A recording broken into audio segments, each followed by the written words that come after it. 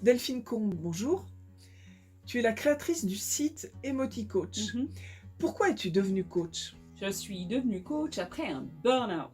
Dans la trentaine, je crois que si je me souviens bien, j'avais 2 carrières professionnelles à gérer et je me suis simplement écroulée. Et j'ai eu la chance qu'un de mes employeurs me propose des cours et moi j'ai choisi le coaching. Et ça a été une révélation. Qu'est-ce que le coaching pour toi? Un outil merveilleux pour se réaliser, pour mieux aborder sa vie actuelle et préparer un avenir qui soit en adéquation avec ce que nous sommes profondément.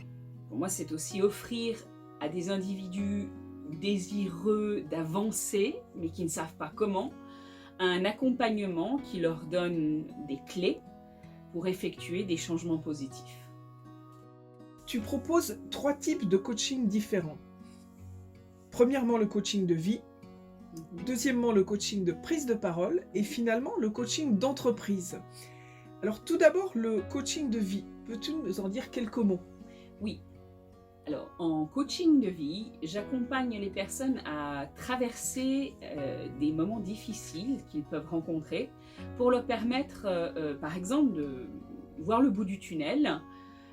C'est aussi aider des gens à devenir acteurs de leur vie, de se défaire de leur rôle de victime. Et puis, ça leur permet, bien entendu, d'aller vers le meilleur d'eux-mêmes. Deuxièmement, le coaching de prise de parole. Oui, alors qui est un domaine qui me passionne, n'est-ce pas?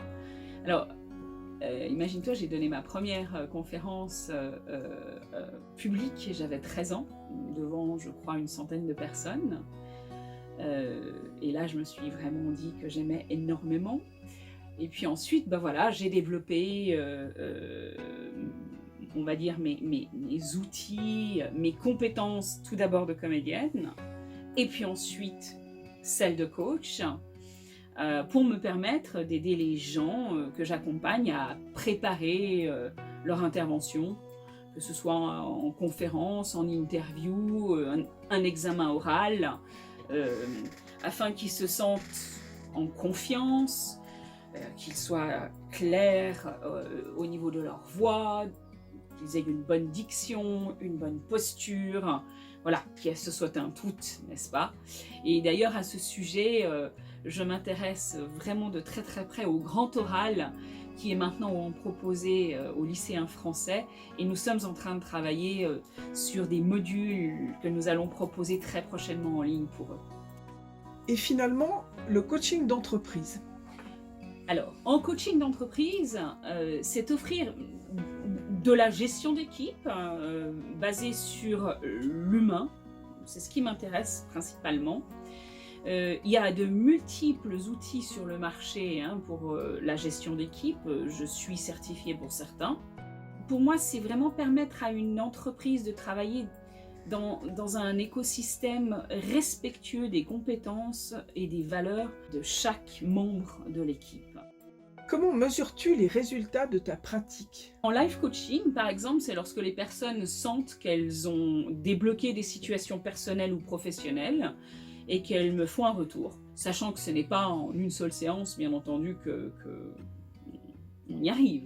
En prise de parole, c'est lorsque la personne me dit « ça y est, c'est fait, j'ai kiffé, et, j'avais confiance en moi, je me suis sentie entendue, j'étais ancrée, je sais que c'est gagné ». Et en entreprise, c'est quand on me rappelle et que quelques temps après, en règle générale, dans les 4 à 6 mois, et que l'on me confirme que l'équipe fonctionne de manière harmonieuse et performante.